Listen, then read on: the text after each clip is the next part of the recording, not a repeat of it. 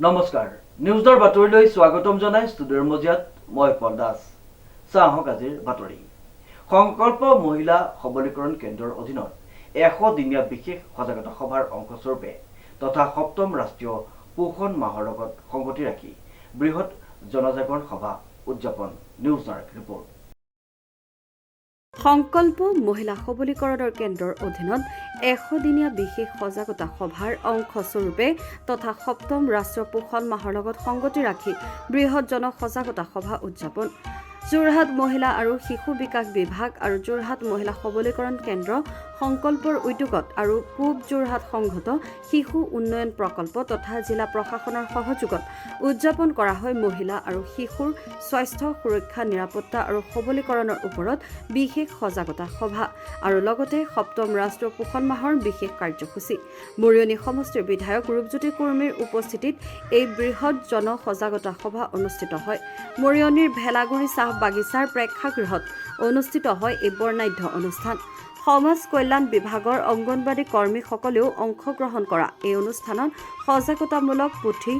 ৰথ মাতৃস্নেহৰ লগতে পুষ্টিকৰ খাদ্যৰ ওপৰত সজাগ কৰা হয় প্ৰসূতিসকলক নাৰী সুৰক্ষা তথা গৰ্ভৱতী মহিলাৰ স্বাস্থ্যৰ প্ৰতি সজাগতা শিশুসকলৰ পুষ্টিকৰ খাদ্য সুষম আহাৰৰ ওপৰত এক প্ৰদৰ্শনী দেখুওৱা হয় পোষণ মাহৰ লগত সংগতি ৰাখি এটি গীত পৰিৱেশনেৰে আৰম্ভ হোৱা অনুষ্ঠানৰ আঁত ধৰি উদ্দেশ্য ব্যাখ্যা কৰে মহিলা আৰু শিশু বিকাশ বিভাগ মহিলা সবলীকৰণ কেন্দ্ৰ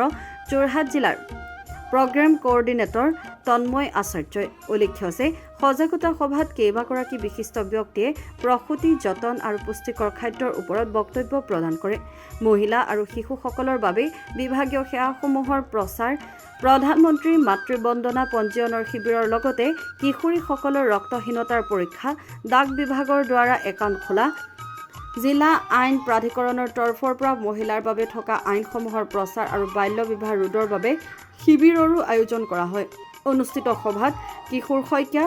মৃণালজিৎ ভূঞা বিশ্বজিৎ হাজৰিকা লীনা চক্ৰৱৰ্তী প্ৰণৱ বৰা চেমিম হক পদ্মজা গগৈ তাৰিক হাজৰিকা সংযুক্তা ভূঞাৰ লগতে ভেলাগুৰি চাহ বাগিচাৰ এছিষ্টেণ্ট মেনেজাৰ আৰু ভেলাগুৰি চাহ বাগিচাৰ ৱেলফেয়াৰ অফিচাৰ উপস্থিত থাকি অনুষ্ঠানৰ সৌষ্ঠৱ বৃদ্ধি কৰে নৰেন্দ্ৰ মোদী ডাঙৰীয়া মাননীয় মুখ্যমন্ত্ৰী ডক্টৰ হিমন্ত বিশ্ব শৰ্মা ডাঙৰীয়াক অশেষ ধন্যবাদ জ্ঞাপন কৰিব বিচাৰিছোঁ বিশেষকৈ এই বিভাগটোক তেনেধৰণে গুৰুত্ব আগৰ চৰকাৰে দিব লাগিছিলে নিদিয়াৰ ফলত আমাৰ সমস্যা আমি দেখা দিছিল কিন্তু আজিৰ তাৰিখত আমি চাহ বাগান অঞ্চলতে হওক গ্ৰাম্য অঞ্চলতে হওক বা আমাৰ চৰ চাপৰি বা জনজাতি লোকসকলক বা নদীপৰীয়া ৰাইজৰ বাবে হওক এটা আনন্দ বাৰ্তা বিশেষকৈ কিছুমান বিষয় যিবোৰ আমি আমাৰ বিশেষকৈ হেমোগ্লোবিন কম ইয়াৰ লগতে পুষ্টিহীনতাত ভুগি থকা ইয়াৰ লগতে ৰক্তচাপত ভুগি থকা এই যিবোৰ সমস্যা আছিল এই সমস্যাৰ মূল কাৰণবোৰ বহুতে আৰু মাহেকীয়া সময় আমাৰ নেপকিন বহু অঞ্চলত কেনেধৰণে নেপকিন বনাব লাগে বা নেপকিন ব্যৱহাৰ কৰিব লাগে সেইবোৰ নজনা দুখত কেঞ্চাৰ ৰোগ দৰে ৰোগ হৈছিল এইসমূহ লৈ পেলাই আৰু বিশেষকৈ মহিলাৰ ওপৰত অত্যাচাৰ হৈছিল এই অত্যাচাৰৰ ফলত তেনেকুৱা কোনো ন্যায় ব্যৱস্থা নাছিল কিন্তু আজি এডভকেট লগ কৰিব যাব লগা হোৱা নাই এডভকেট ইয়ালৈকে আহিছে বেলেগকৈ চাহ বাগানত এই অঞ্চলৰ বৃহত্তৰ ৰাইজৰ লগত আলোচনা হ'ব আৰু আলোচনাত তেওঁলোকৰ বিভিন্ন যিসমূহ ন্যায় ব্যৱস্থা চৰকাৰৰ ফালৰ পৰা দিয়াৰ ব্যৱস্থা কৰা হৈছে সেইখিনি জ্ঞান দিয়া হ'ব আৰু ৰক্তচাপৰ বিষয়ে হওক পুষ্টিহীনতাৰ বিষয়ে হওক এইসমূহ সজাগতা চমুকৈ ক'ব গ'লে এখন অতি গুৰুত্বপূৰ্ণ পবিত্ৰ সভা আজি অংশগ্ৰহণ কৰিবলৈ মই সুযোগ লাভ কৰিলোঁ আৰু মই আনন্দিত আৰু মই সকলো বিষয়ে প্ৰচণ্ড গৰম তাৰ মাজতো প্ৰত্যেক বিভাগৰ বিষয়াসকলে ইয়াত আহি পেলাই সহযোগিতা কৰিলে মই বিষয়াসকলক চৰকাৰী বিষয়াসকলক ধন্যবাদ জনাইছোঁ সকলোলৈ নমস্কাৰ মহিলা সবলীকৰণ কেন্দ্ৰ যোৰহাটৰ তৰফৰ পৰা আমি 21 তাৰিখৰ যোৱা 21 জুনৰ পৰা আমি 100 দিনীয়া সজাগতা সভা আৰম্ভ কৰি আহিছিলোঁ প্ৰত্যেক সপ্তাহতে বেলেগ বেলেগ বিষয় লৈ পেলাই আমি সেই সভাসমূহ অনুষ্ঠিত কৰি আহিছোঁ বিভিন্ন স্থানত তাৰ লগতে পোষণ মাহ আহি পৰিলে আমি পোষণ মাহৰ লগত সংগতি ৰাখিলোঁ তাৰপিছতে আমি মহিলা সবলীকৰণ কেন্দ্ৰ যোৰহাটৰ ফালৰ পৰা আমি এই ভেলাগুৰি চাহ বাগিচা অঞ্চলৰ মহিলা শিশুসকলৰ স্বাস্থ্যৰ বাবে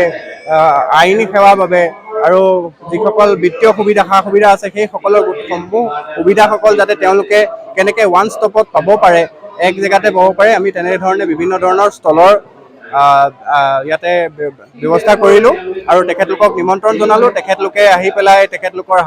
এনিমিয়া টেষ্ট কৰিছে, হাইট ৱেইট টেষ্ট কৰিছে। কিবা আইনী যদি সুবিধা লাগে, কথা জানিবলগীয়া থাকে, আমাৰ আইন সেৱা বিভাগৰ মানুহ আহিছে আৰু পোষণৰ বিভিন্ন ধৰণৰ অংগনবাড়ী কৰ্মীসকলৰ যি সা সুবিধা আছে সেইখিনিও আমি প্ৰদৰ্শন কৰিছোঁ। সেইখিনি কৰিবৰ কাৰণে আমি আজি অনুষ্ঠিত কৰিছিলোঁ আমাৰ যি সংকল্প মহিলা সবলীকৰণ কেন্দ্ৰ যোৰহাটৰ তৰফৰ পৰা